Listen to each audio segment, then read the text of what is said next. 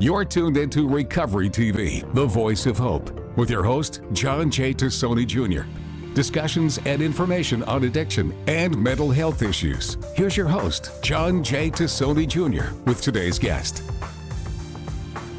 Welcome to another edition of Recovery TV, and I'm your host, John Tassoni. Narcan. Please get it. Any pharmacy, URI has a lot of it. Put it in your purse, leave it in your car, take it out at night. It saves lives.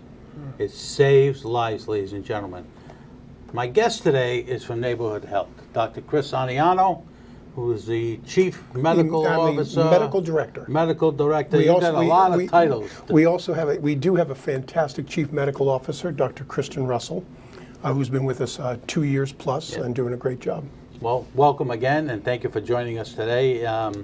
You know, Neighborhoods is in my district in Smithfield. That's right. That's right. A lot of things going on in Neighborhoods. Why don't you start off with telling us what's good, what's bad, what's moving forward? Well, you know, I think the really good right now, because certainly, you know, part of our conversation here is going to be about substance use disorder, right. you know, in recovery. Right. We are just so proud in September. Not only is that a recovery month, but for us, that's the start of our own management of our behavioral health services. It's been a multi-year process for us. The planning that goes into that, this is work that we've had vendors do in the past, but this is something we've taken on so that we are going to be running our own network in behavioral health. We're going to be, as we've already for over a year now, been doing our own care management in these situations. Break that. How do we get people to feel comfortable saying, okay, I do have a problem, I need help? Yeah. I'm going to start with why we need to break it. Because the behavioral health issues in our country, I'm preaching to the choir, you know this very well, directly linked to the substance use disorder problems we have. If you're untreated for your anxiety, your depression, what's the first thing that many people will turn to when they're undiagnosed or don't have help is they'll turn to a substance. And too many times that substance then leads to more health problems, and it's not good for them in the long run. So you're right, a lot of times probably more prevalent in men, as you're sort of bringing up. What we want to do is say, pick the right alternative. If you're having a problem with anxiety, depression, or any one of the other major behavioral health diagnoses, don't be afraid to go make the right choice. Call Neighborhood, call us. Let us help you. Certainly your primary care doctor's the first stop. We want you to be active with your primary care doctor. Because they can help you and they can refer you to a behavioral health provider. Both of those networks, medical and behavioral health, Neighborhood has a fantastic network that's very large for both and can get you the care you need. How long, let me ask you this question, you probably know better than I. How long did it take to get a network of that size? Was it because of COVID? Was it because of the rise in overdoses? What happened? I think it takes a while because there's so many providers. And that's a good, fortunate thing. We have so many providers in the state who want to be a part of this solution. And they do work in many various areas. And I think all of your listeners know. You might go see someone in behavioral health who literally is their own office. That's them, one person. You might go see a behavioral health person who's a part of an interdisciplinary practice with 20 or 30 people. Or you might go see someone who's a part of a very large system. And so it takes a long time to put that whole network together, especially since one size doesn't fit all. It's our job in Neighborhoods Place as the highest volume managed care organization in the state to make sure we have all the providers needed to get that job done. You know, Chris, the other thing too is, we're hearing a lot of what's going on with these hospitals. Some of them are teetering on the edge. The waits in these emergency rooms is like out of control. How do we get everyone in the room and sit down and have a conversation about how we need to make this system better? Yeah. How do we do that? Well, I think a lot of that we are. Me and you know how to do that. Well, I think you're right. You're probably alluding to the legislature and saying Right. some of this does need some statewide guidance. For any one entity in the state to decide they're going to take control and move the whole thing, I think we need everyone to step up and have energy and be motivated to do this. But it's going to take some leadership. We've got a very qualified executive leader in this state, in Governor McKee. We've got very qualified, experienced legislators like our Speaker and new Senate President, President Larson. So we've got legislators and executives who are in a position to work with the Secretary of Health and Human Services, and it's becoming an even more challenging job because the landscape is changing, as we all know, with regard to what's going on at the federal level. So yeah, it's something this complex needs everyone at the table. So and certainly neighborhoods ready to be at that table. Yeah. Absolutely. So you brought up a good point. The scary situation about Medicaid, Medicare. Over 50,000 people which are anticipating losing their health care Yeah. within the next year. Yeah. How does a state like Rhode Island sustain that? It's going to be very difficult because most people are going to use the emergency rooms as their primary care. I think that's a fair statement. And the hospitals are going to lose a ton of money on top of what they're losing now. I think it's reasonable to say that what's changing, as you're alluding to in the federal government, and decreases in Medicaid funding, that will certainly mean tens of thousands of Rhode Islanders will no longer be eligible for Medicaid services and coverage. What that says to me, and I think it's going to say this to a lot of us, that's almost like a time machine back to the bad old days, Right. when 10 or 15% of Rhode Islanders don't have health care healthcare. coverage. And that becomes an even bigger challenge, because without that health care coverage, the potential for them to take on their own debt and, as you alluded to, not being able to pay when they need to go to the ER or they need health care services. And of course, as soon as you begin talking about anyone delaying their health care, putting off screening, or not going when they sense something is wrong and they have a symptom that's concerning, that's the recipe for much worse outcome. And the other thing too is medical debt. Yes. How many people can afford? I mean, you look at mortgage rates, rental rates, prescription rates, Yeah. everything. Yeah. It's almost like a perfect storm. Correct. At this particular point. And it typically tends to be something we don't budget for. Right. You know you're going to buy groceries each month, Right. but you never know when a health care bill is coming. Yeah. Exactly. So what's new on the table for our neighborhood? Well, as I mentioned, as we head into this place where we are now managing our behavioral health network, all in-house with our own care management process and our network, this is exciting because we're going to be able to bring together our medical care and our behavioral health care. We have a behavioral health medical director, Dr. Laura Levine, who's going to be helping us with making sure all of our policies and our process are up to date. And I'll be working with Dr. Levine, and this, I think this represents our final recognition, and we want this to be the way everyone looks at this, is that BH care and medical care are absolutely the same. There shouldn't be a distinction that puts stigma on one or not on the other. You should feel as comfortable going into your doctor's office to talk about your anxiety as you should to be talking about that pain you have in your back or abdomen. We're going to take a quick break, and we'll talk more about that when we come back. You're watching Recovery TV, and I'm your host, John Tassoni. We'll be right back with Dr. O after these messages. So you were talking on the end of the last segment about the medical director and yourself working together. Over the next probably 18 months, there's going to be a lot of changes in healthcare. A lot of changes. The hospitals looking for funding, Medicaid, Medicare. What's your thought? Well, I think one of another very important thing for neighborhood, after, here we are in our 31st year, and neighborhood, we like to think getting better and learning every step we go.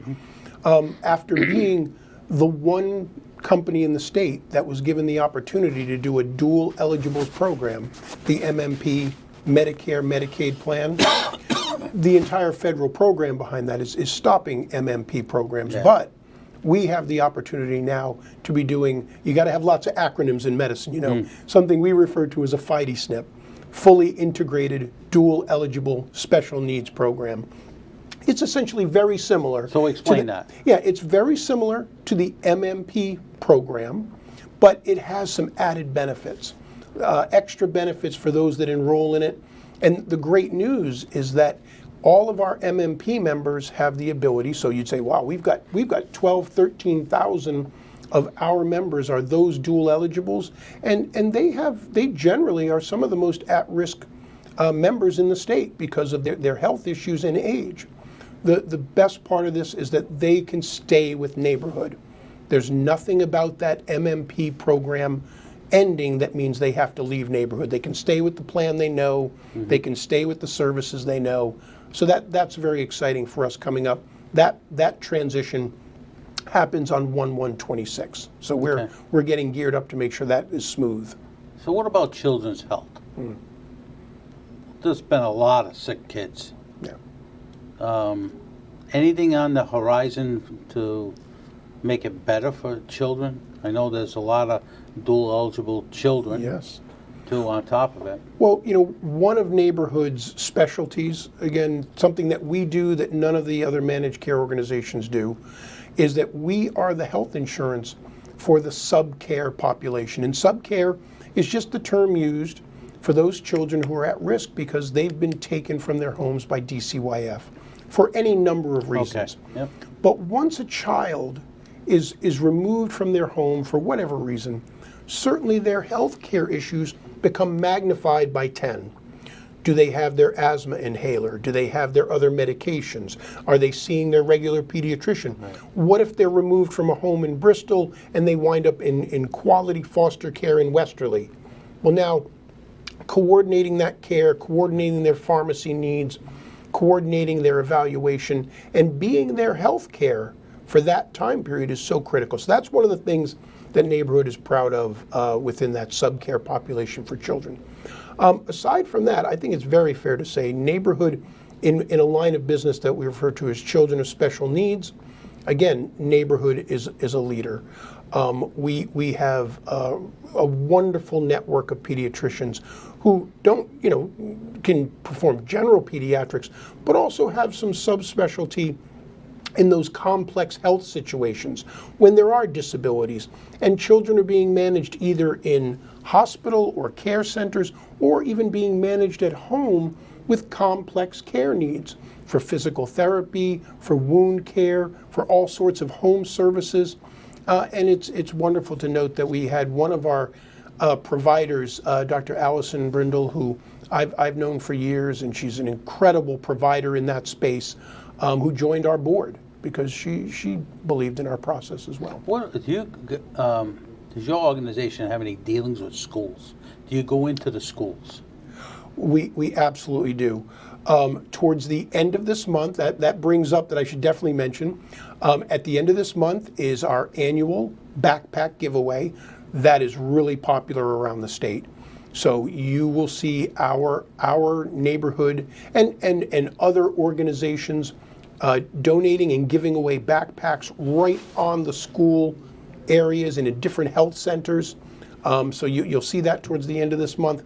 But then also at a care level, we like to be in the schools bringing messages, bringing education, because that's one of our primary roles that our marketing department at Neighborhood does an incredible job of organizing, delivering, and bringing information to schools so that we can get healthy habits started early.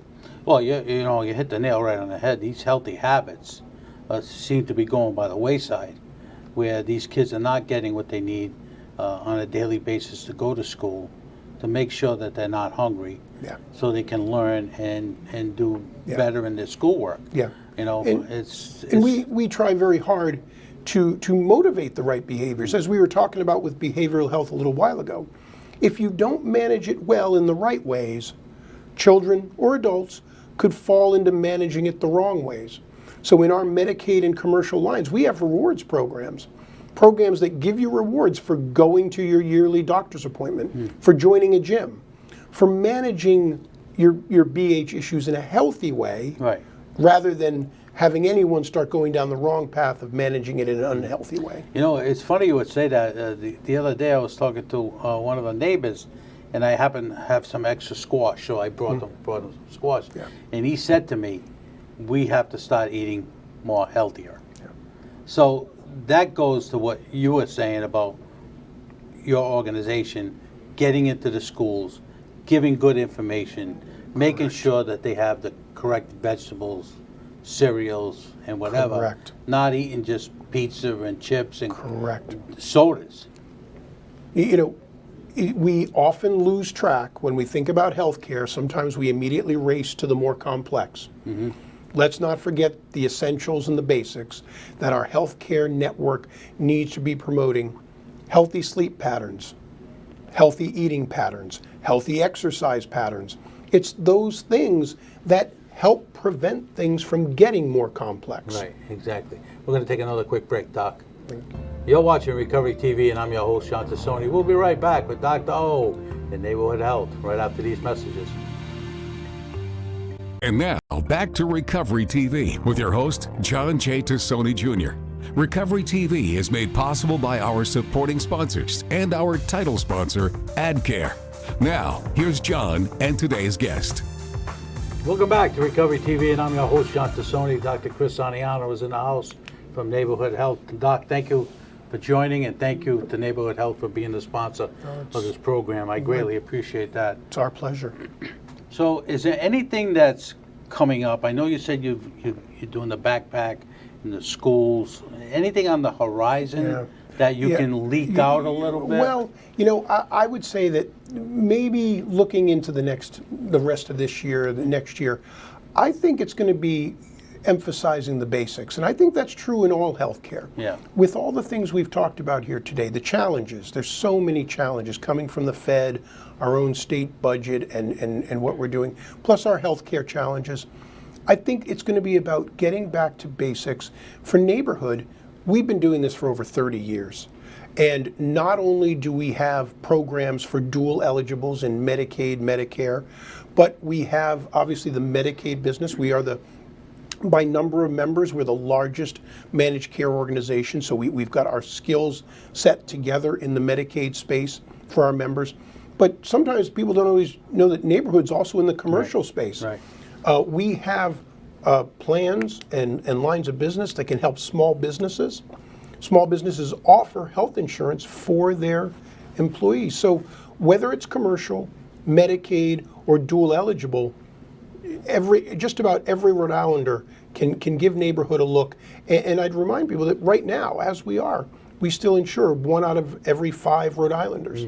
So it's for a small, local, state-grown company over the last 30 plus years, we have a very sizable impact in the state, and that's the way we want it, because that's how you get better health care, Exactly. is for an organization to be out there advocating for that care. Well, Doc, on behalf of the Recovery TV, I want to thank you. I want to thank Neighborhood for being a good partner and being a good neighbor in the town of Smithfield. I greatly appreciate that.